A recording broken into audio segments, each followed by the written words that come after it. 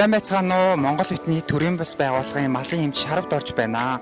Бид яг одоо Булган аймгийн Хотог өндөр сумын Занадуу Разарбек махны чиглэлийн үхрийн ферм дээр хурж ирсэн байна. За уг фермер нь малчтаас үхэр худалдан аваад за түүнийгээ бордож шахаад хэрэглэгчид нийлүүлдэг. За бид 2017 оноос хойш энэхүү фермтэй хамтран ажиллаж байна. Энэ удаад дадлгажигч малын эмч нэртэйгээ хамт шинээр худалдаж авсан үхэрт ерөнхий үзлэхийн шаардлагатай эмчилгээнүүдийг хийх, за паразитын шинжилгээ, мөн паразитын эмчилгээнүүдийг хийж байна. Цаануу намайг Ившин гэдэг Занадуу Разарбек компани малын эмч.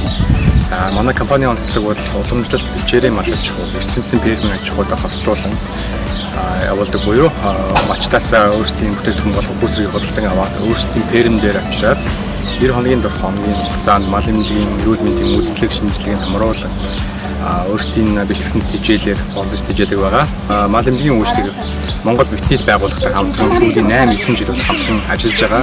Мөн залуу малын эмчнэрээ дэмжих үүднээс өөрсдийн фермээр бид хамтран сургалт дадлагын үйл ажиллагааг бол хамтран явуулдаг та. За яг одоо бид нар 2025 оны дадлгажигч малын эмч нартайгаа хамт ерөнхий үзлийг хийгээд байж байна. Тэгээ энэ шинэ нөхөрнүүд дээр маань бол гадна шимэгч орхон халдварлал өндөр байна. За гуурын халдварлал, ширхний халдварлал өндөр байгаа учраас тусаалгын бэлтгэлийг хэрэглэхийг бид нар зөвлөсөн. 18 дэх үхэр маань за энэ цаг жингээ үзээд ирсэн. За тийм болохоор за жингээ тооцоолоод одоо гадна шимэгчийнхаа тусаалгыг тусаах гэж байна. Тэгээд мөн өөрсдөө бас үзэж байгаа өхөрнүүдтэй ингээд эмчилгээнд нь хэрэглээд ингээд байж байна. Тэгэхээр тусаалгын бэлтгэлийн маань онцлог нь гэвэл угааж хүрших боломжгүй байгаа нөхцөл хэрэглэхэд маш тохиромжтой байдаг.